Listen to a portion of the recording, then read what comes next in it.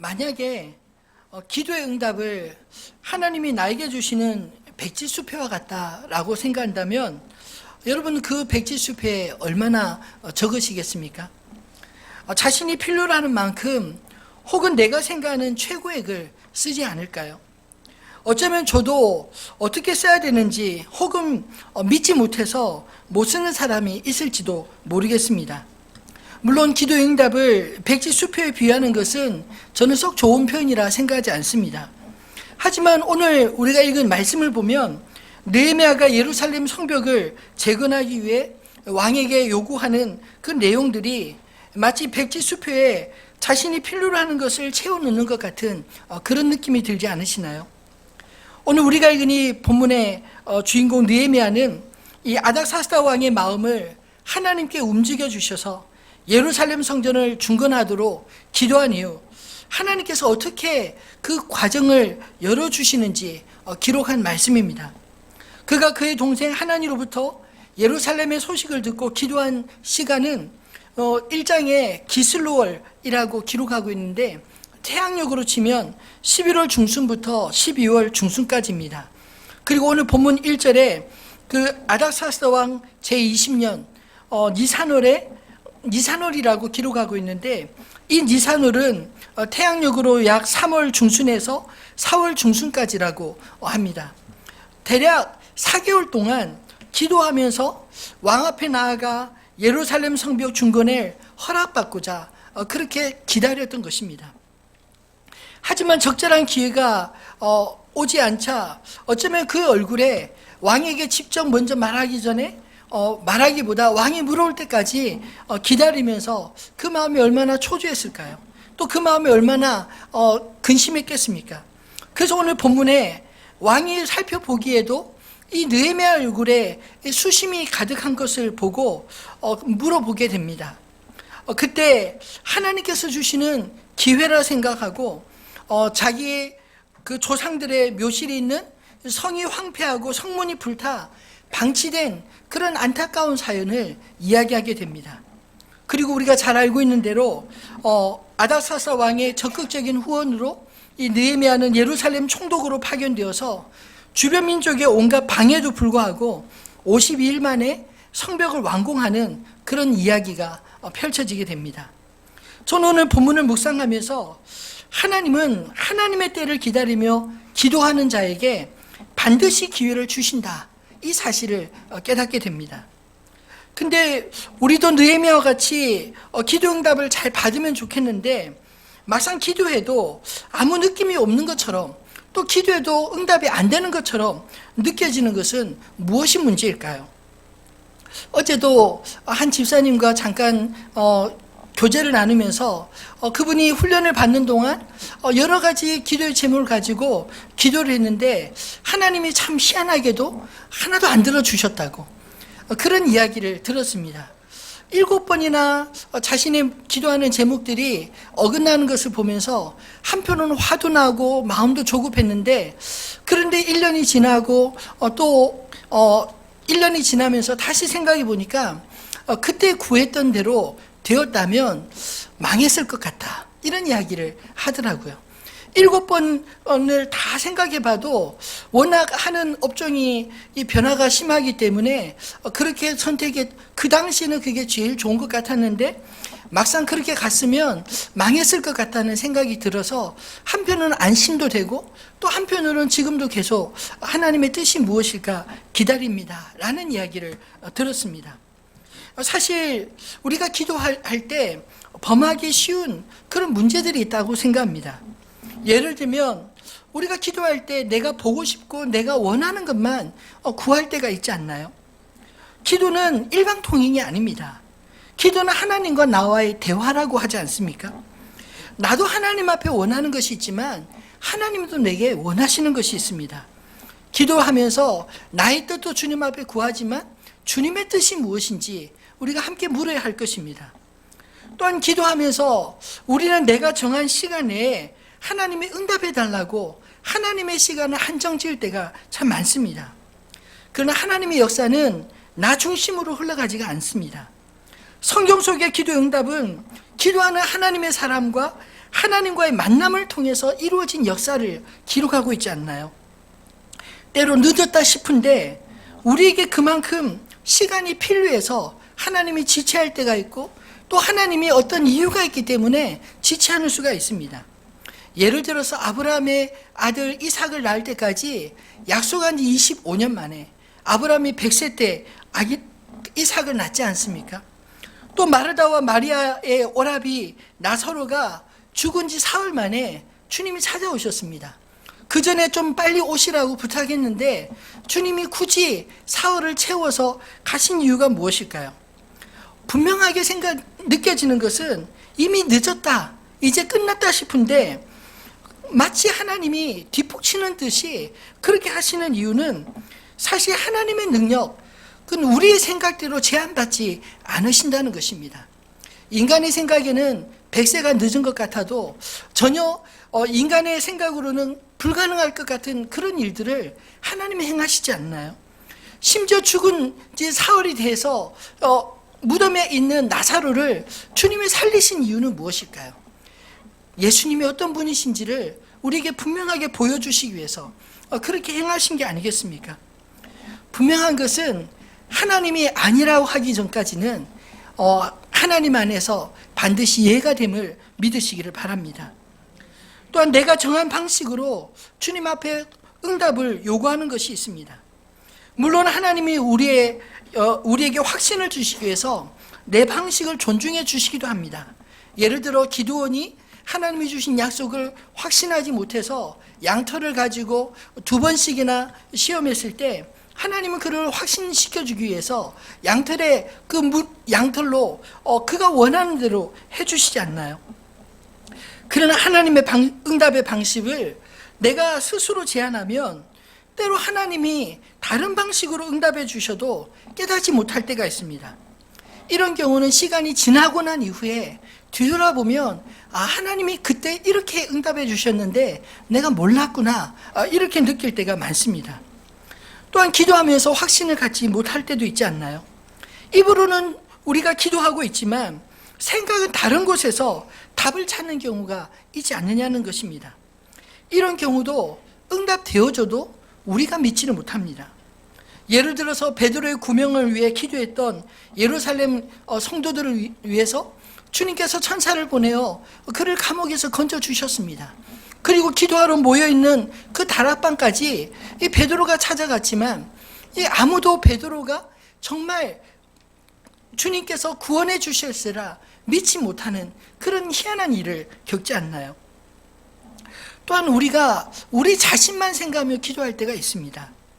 하나님을 자기 이익에 위한 도구로 생각하는 그런 태도가 아닌가요?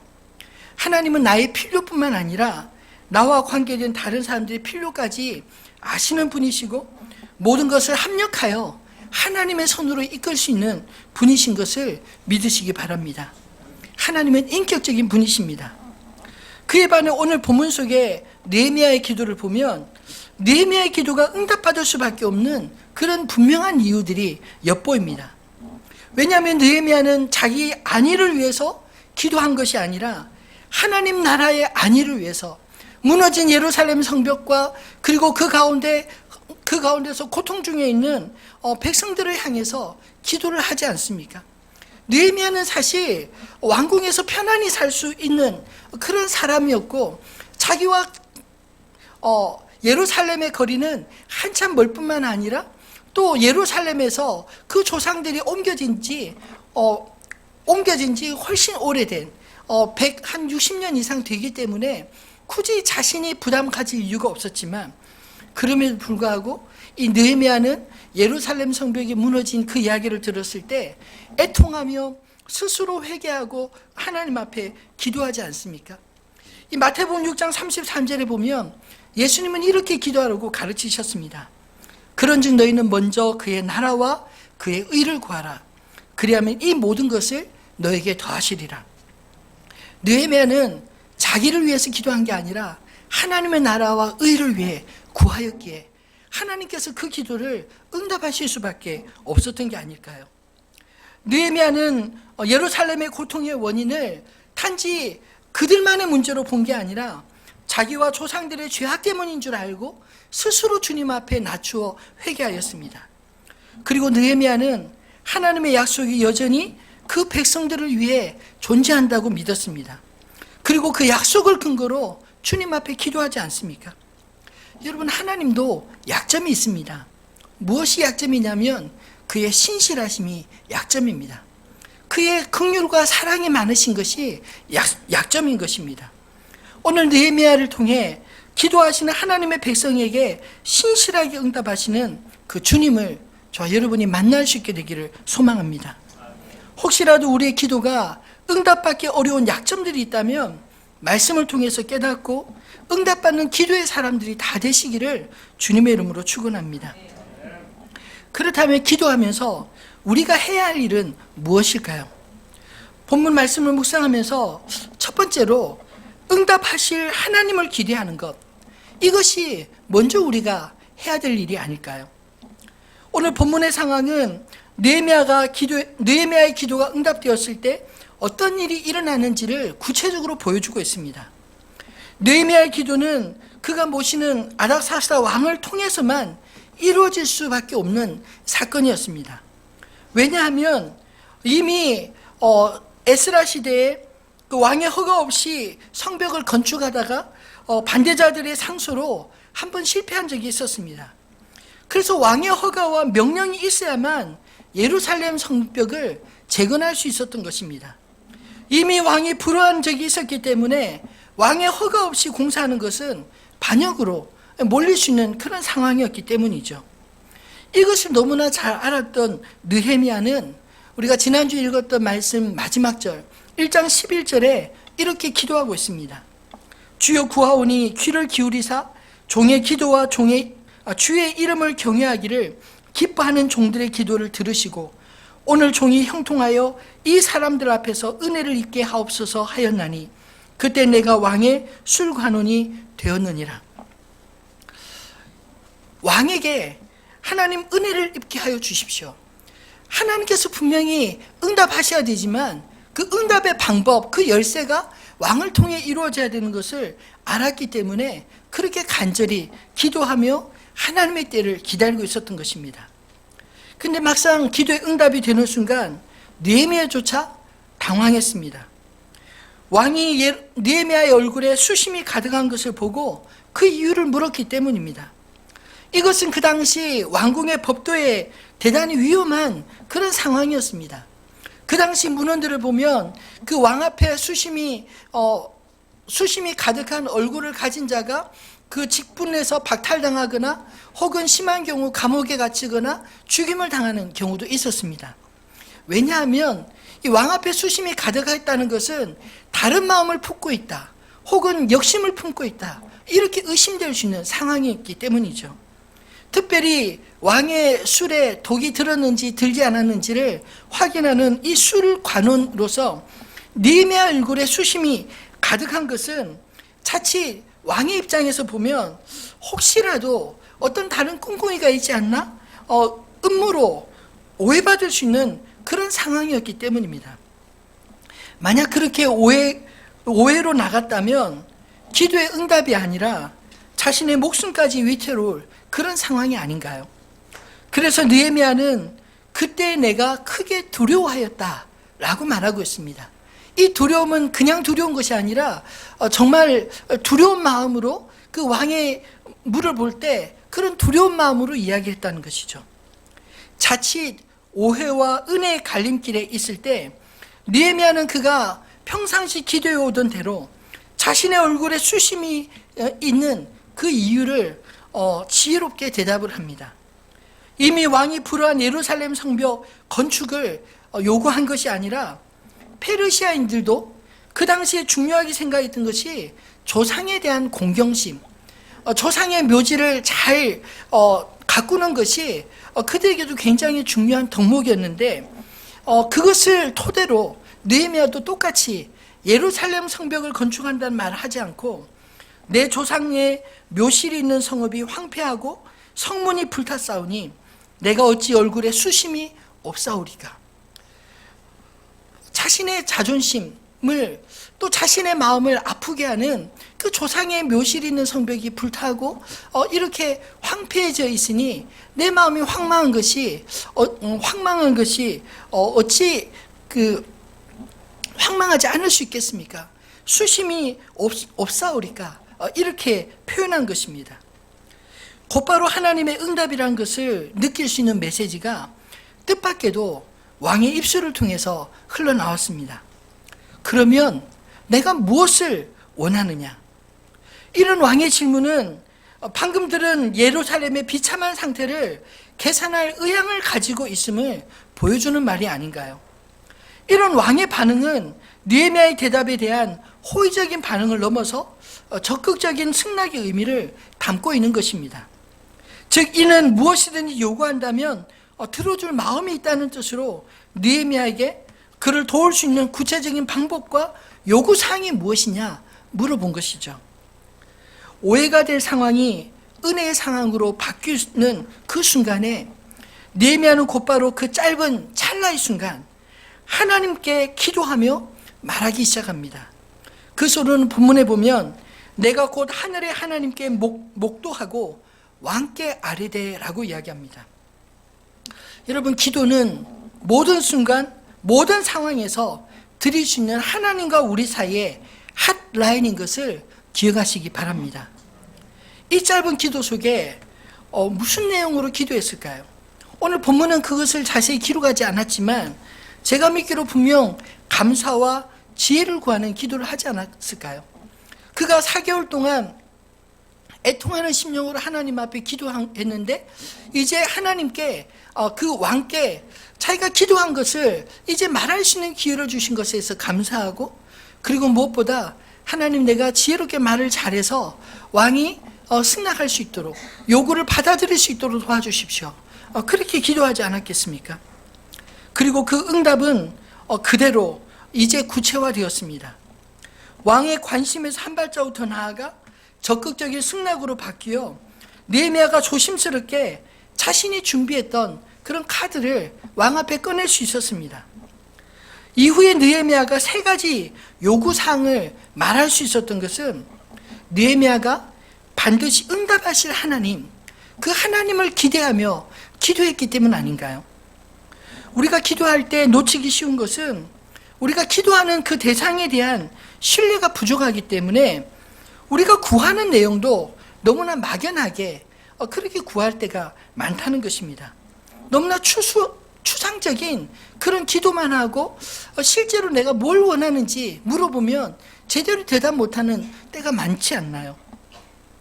저도 모태신앙으로 어렸을부터 기도가 그냥 습관 아닌 습관처럼 자리를 잡아서인지 이런 이 구체적이지 않는 이 모호한 기도를 참 많이 했었습니다. 근데 저희 기도의 태도를 하나님이 바꾸신 한 가지 계기가 있었습니다. 제가 군대를 좀 늦게 가서 제대할 무렵에 27이었는데 막상 제대를 하려고 해도 사귀는 사람이 없었어요. 교제하는 자매가 없었습니다. 그런데 이 목사 안수를 만 30이 되면 받을 수 있는데 조건이 결혼해야 목사 안수를 받아요. 저는 다른 조건은 다 채워졌는데 결혼 때문에 목사 안수를 못 받겠구나라는 생각이 들어서 하나님 앞에 제대 무렵에 기도를 보초 쓰면서 기도를 했습니다. 하나님, 저희 짝은 어디 있나요? 뭐 이런 식으로. 그렇게 저도 결혼해야 할 텐데 하나님 짝을 찾게 해주십시오. 뭐 이런 식으로 기도를 나름대로 했는데 문득 오늘 이 아닥사스다 왕이 느헤미야에게 묻는 똑같은 그런 질문을 하나님께서 제 내면에 들려주셨습니다. 네가 원하면 뭘 원하는지 나에게 한번 말해보렴. 그래야지 내가 찾아줄 거 아니냐? 뭐 이런 식의 내가 무엇을 원하느냐, 이렇게 저에게 질문이 오더라고요. 그냥 하나님, 저도 짝 만나게 해주셔서 결혼하게 해주십시오, 이렇게 기도했지 제가 어떤 유형의 사람을 만나기를 원하는지 구체적인 기도가 없었어요. 그래서 그 말을 딱 듣고 보니까 나에게도 뭔가 기준이 있어야 되는구나 생각이 들어서 제가 보초 쓰다가 이 총을 딱 옆에 세워두고 그 수첩을 꺼내어서 그 새벽에 그 조그만한 불빛에 나의 배우자상하고 제가 원하는 저의 기준 조건들을 쭉 한번 적어 보았습니다. 그리고 하나님 앞에 그렇게 기도했어요. 하나님, 저 아시죠? 저 연애도 한 번도 못 해봤고 자신도 없는데 하나님 저를 잘 아시니까 저에게 맞는 사람도 하나님 찾아주십시오. 그렇게 기도하고 그리고 수첩을 덮고 잊어버렸습니다. 수첩을 버리진 않았는데 어디로 간지는 몰랐어요. 제가 그걸 가지고 계속 기도한 건 아니었는데 그리고 난 이후에 2년 뒤에 저희 집사를 만났습니다. 뭐 그 내용 아시겠지만 맞선을 보고 그날 날 잡고 한 달 반 만에 결혼했어요. 그래서 이 사람이 정말 내 사람이 맞는지에 대한 사실 이제 만나보니까 좋긴 한데 그래도 이 사람이 아닐 수도 있지 않을까라는 생각을 할 한 달 좀 지나서 문득 저희 아내가 제 그 수첩을 청소하다가 찾은 거예요. 청소하다 찾아서 제가 집에 돌아오니까 그 수첩을 보여주면서 여보 이게 뭐예요? 하고 묻는데 제가 그 수첩을 보면서 깜짝 놀랐습니다. 수첩 내용에 기록된 그것들을 하나하나 읽어보면서 저희 아내가 이 조건에 다 맞는 사람이었구나. 딱 한 가지가 아니었어요. 뭐냐면 저도 막내인데 그래도 막내끼리 만나면 좀 그럴 것 같아서 막내가 아니었으면 좋겠습니다 했더니 저희 아내도 막내예요. 다른 조건 다 맞는데 제가 그것들을 가지고 이야기했더니 제 아내가 하는 소리가 나는 막내로 태어났어도 막내처럼 살아본 적이 없다고 어디 가서 내가 막내라는 소리 들어본 적이 없다 뭐 이런 이야기를 하더라고요. 살아보니까 정말 그래요. 그런데 제가 그 이후에 정말 깊이 깨달은 것이 무엇이냐면 하나님이 내가 기도할 때 무엇을 원하는지 하나님도 궁금하셨나 봅니다. 아니 하나님이 응답해 주셔도 그게 정말로 하나님의 응답인지 아닌지 내가 구체적으로 기도하지 않았다면 몰랐을 거예요. 그런데 이 사람이 진짜 맞나 아닌가 싶을 때 하나님이 그 수첩을 통해서 네가 원했던 사람 내가 정확하게 찾아준 거 봤지? 마치 저에게 확인시켜 주는 것 같았습니다. 그러고 나니까 제 아내에 대해서 의구심이 생길 수 있을까요? 없는 것이죠. 하나님이 또 나의 기도에 얼마나 신실하게 응답해 주시는지 2년 동안 저는 그 수첩 가지고 계속 기도한 게 아닙니다. 딱 한 번 기도하고 끝났어요. 그리고 그 존재조차 잊어버렸는데 하나님은 그 기도를 잊지 않으시고 정확하게 제 앞에 보여주시더라고요. 그리고 믿을 수 있도록 증거까지 네가 예전에 나한테 요청한 거 내가 보여주마. 그 어디로 수첩 놔뒀는지 저는 찾지도 않았는데 그 증거까지 보여주셔서 제가 얼마나 놀랐는지 모릅니다. 여러분 기도할 때 하나님을 기대하시기 바랍니다. 그러면 하나님은 지금도 살아계실 뿐만 아니라 내 입술의 기도를 들으시고 나와 동행하시는 주님을 생생하게 경험할 수 있는 그런 경험들을 열어주시는 것입니다. 믿음은 주님을 신뢰하게 된 수많은 사건들을 통해 갖게 된 신뢰의 마음 아닌가요? 주님의 증인이 될 수 있는 건 역시 우리가 경험한 하나님의 역사에 대한 증거들이 많아야 우리가 만나는 모든 사람들에게 하나님이 나와 함께 하셨고 하나님이 이렇게 역사하시고 하나님은 이런 분이시다 분명하게 말할 수 있는 게 아닐까요? 바라기는 하늘빛 우리 교회 모든 성도님들이 우리의 기도에 응답하시는 살아계신 주님과 동행하는 증인들이 다 되시기를 주님의 이름으로 축원합니다. 두 번째로 기도하면서 우리가 해야 될 일은 하나님의 응답, 하나님이 반드시 응답하시는 분이라는 것을 알고 믿는다면 그 응답하심에 대한 준비를 해야 되는 것이 기도하는 사람의 태도가 아닐까요? 아닥사스다 왕의 뜻밖은 관심으로부터 하나님의 응답이 이 느헤미야가 기도한 지 4개월 만에 이루어졌을 때 놀랍게도 느헤미야는 마치 다 알고 있었던 것처럼 예루살렘 성벽 재건을 위해서 필요한 하나하나를 구체적으로 오늘 본문 속에 아닥사스다 왕에게 다 요청하고 있습니다. 하나님의 권능은 끝이 없으시기에 우리가 기도할 때 마치 백지수표를 주시는 것 같은 느낌을 받을 때가 있지 않나요? 그때 우리가 하나님을 어떤 분으로 믿는지 어떤 분으로 알고 있는지 우리의 믿음이 드러나는 순간이라 믿습니다. 아무 생각 없이 기도한다면 막상 하나님께서 아닥사스다 왕을 통해 묻듯 내가 무엇을 원하느냐 물어도 우리는 대답할 말이 없을 것입니다. 궁색할 것입니다.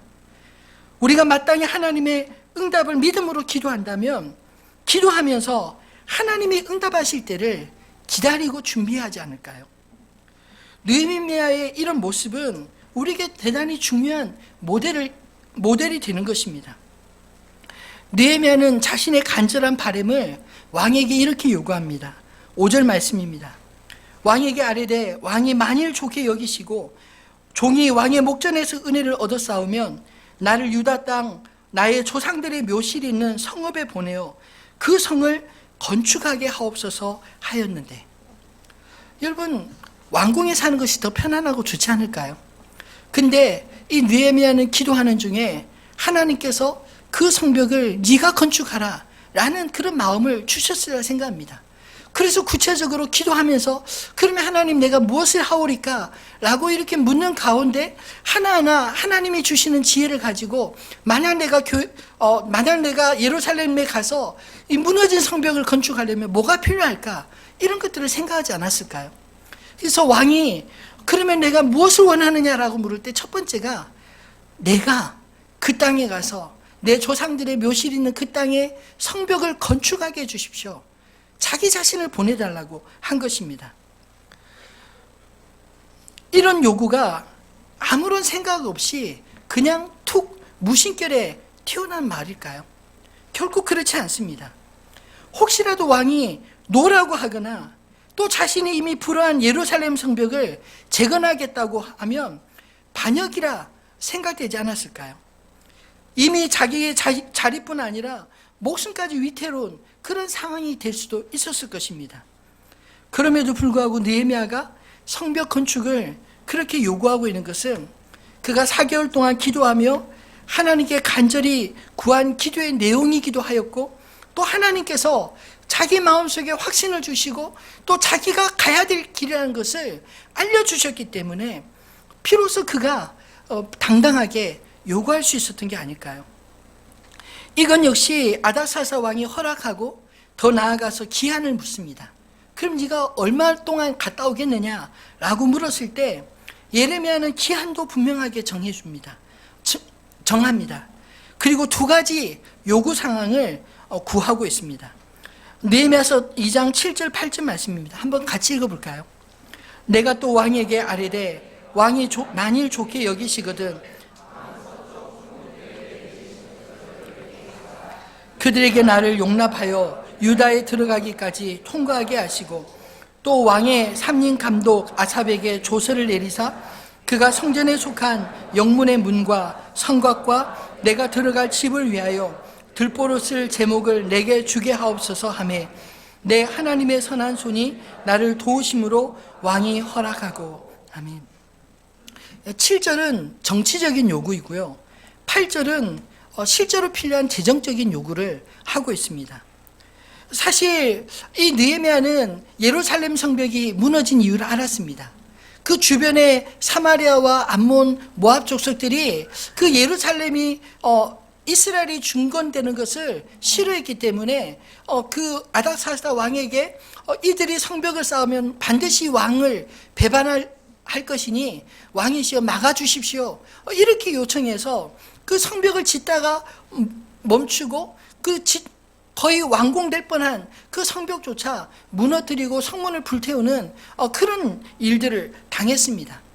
만약 느헤미야가 간다 할지라도 똑같은 그런 방해를 받을 것을 알았기 때문에 단지 자신의 의지만이 아니라 왕의 의지요 명령인 것을 그들로 하여금 확인시켜달라. 서쪽에 있는 총독은 방해자들인데 그들에게 왕의 명령, 왕의 의지인 것을 보여주십시오, 이렇게 요구한 것입니다. 또 하나는 실제로 필요한 목재들, 그 당시에 이 예루살렘이 형편이 없었기 때문에 그런 좋은 목재 구하는 것도 쉽지 않았을 텐데 이 왕의 삼림 감독 아삽에게 조서를 내려서 성전에 속한 영문의 문과 성곽과 그리고 내가 들어가 머물 집의 기둥까지 하나님 왕에게 좀 주십시오, 이렇게 요청합니다. 오늘 성경에 보면 그 모든 것들을 왕이 허락해 줄 뿐만 아니라 군대를 파병해서 이 느헤미야를 보호하고 느헤미야가 가는 그 길을 안전하게 할 뿐만 아니라 왕의 후원과 왕의 명령에 의해서 예루살렘 성벽이 재건되는 것을 확인시켜 준 게 아닐까요? 이 모든 일을 보았을 때 사실은 응답은 아닥사스다 왕에게 받았지만, 그러나 느헤미야는 이 모든 일이 내 하나님의 선한 손이 나를 도우셨다, 이렇게 표현하고 있습니다. 내 하나님의 선한 손이 나를 도우심으로, 이 말을 직역을 하면 내 위에 임하신 하나님의 선한 손으로 인해, 이렇게 번역됩니다. 이것은 느헤미야가 자기 자신의 노력이나 아닥사스다 왕의 의지에 따라 자신의 예루살렘 귀환이 결정된 것이 아니라 하나님의 선한 손길에 따라 결정된 것임을 그가 분명히 알았기 때문에 그렇게 말하고 있는 게 아닐까요? 아닥사스다 왕에 대한 이런 느헤미야 요구는 즉석에서 생각나는 대로 요구한 게 아닙니다. 그는 분명 선하신 하나님의 도우심으로 왕을 통해 전달될 것이라는 믿음을 가지고 자신이 무엇을 왕에게 구해야 할지 사전에 꼼꼼하게 세심하게 준비하고 기다렸다는 것을 의미하는 게 아닐까요? 그리고 하나님의 은혜가 아닥사스다 왕을 통해서 현실화되자 곧바로 그가 기도하고 준비한 대로 하나하나 목록을 꺼내놓기 시작한 것입니다.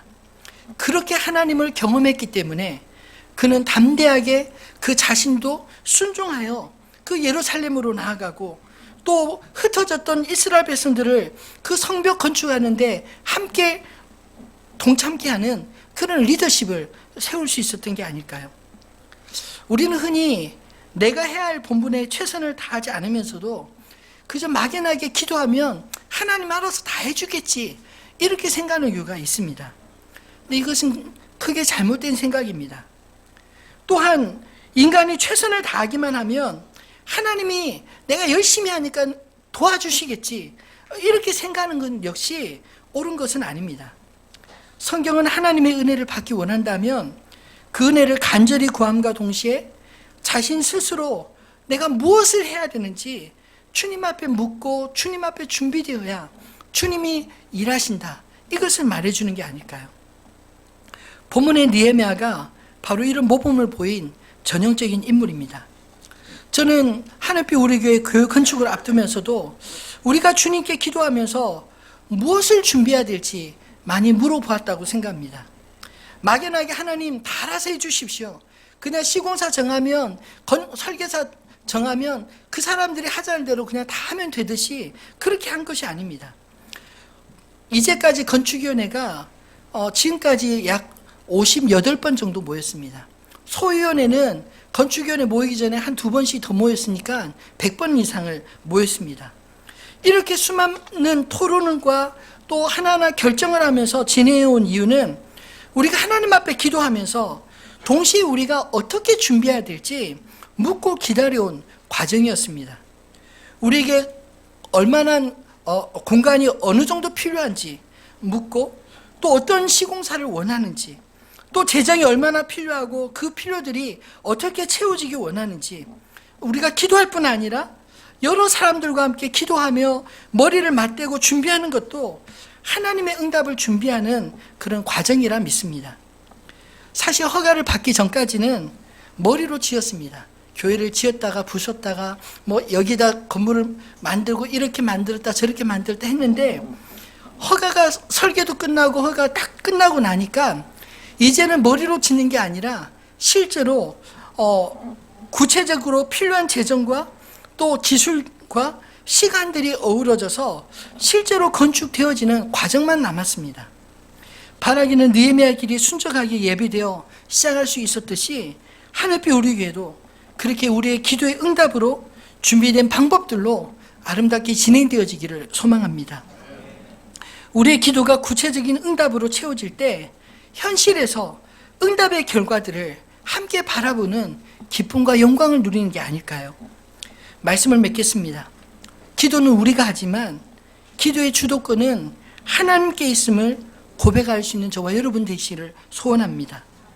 오늘 기도를 느헤미야가 했지만, 그리고 응답은 아닥사스다 왕을 통해서 이루어지지만, 그러나 이 모든 과정을 느헤미야는 알았습니다.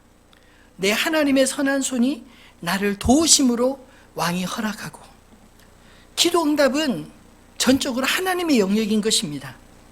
응답의 방법도, 응답의 시간도, 응답의 내용도 나를 가장 잘 아시는 주님의 뜻에 맞게 하는 것입니다. 하나님을 전적으로 신뢰하고 주님의 뜻을 구할 때 하나님은 우리의 삶의 전 영역에서 당신의 뜻을 나타내실 줄 믿습니다. 기도는 하나님의 처선과 나의 최선을 깨닫는 인격적인 교제인 것입니다. 기도를 해보면 응답이 될 것과 되지 않을 것을 스스로 깨닫지 않나요?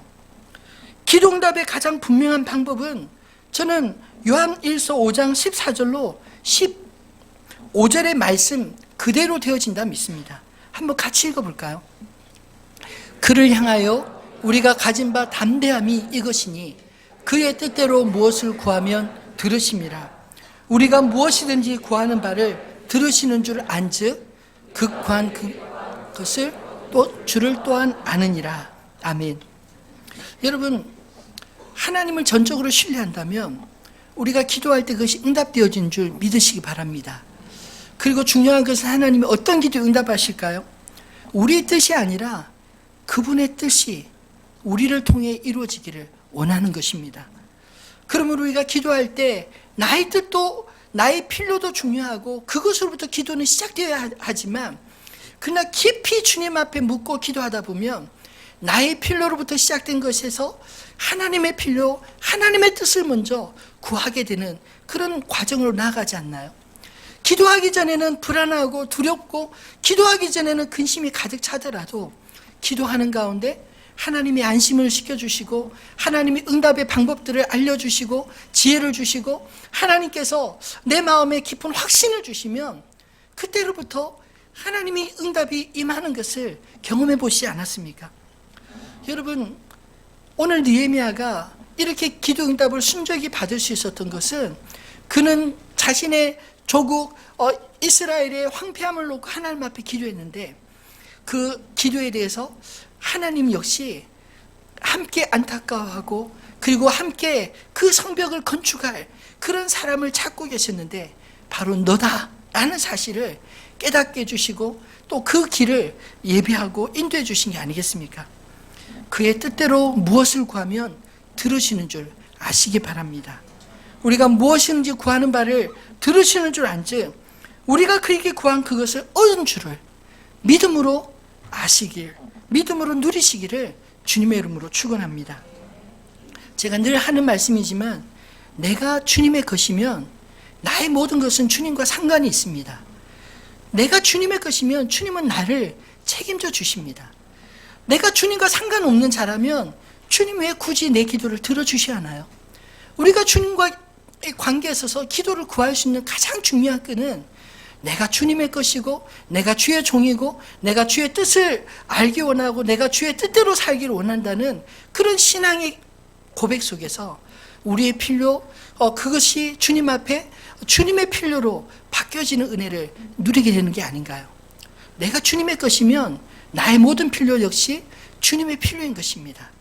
내가 주님의 것이면 내가 하는 모든 일 역시 주님의 일이 되는 것입니다. 그래서 우리는 우리가 어떤 일을 하든지 주님 앞에 기도할 수 있는 게 아닌가요? 사랑하는 성도 여러분, 오늘 이 시간 주신 말씀을 우리가 온전히 깨닫고 느헤미야와 같이 기도 응답받는 그런 믿음의 사람들 다 되시기를 주님의 이름으로 축원합니다. 기도할 때 주님을 기대하시기 바랍니다. 기도할 뿐만 아니라 응답되어질 때를 미리 준비하셔서 내가 무엇을 원하느냐라고 물으실 때 분명하게 대답할 수 있는 그런 준비된 사람들 되시기를 주님의 이름으로 축원합니다.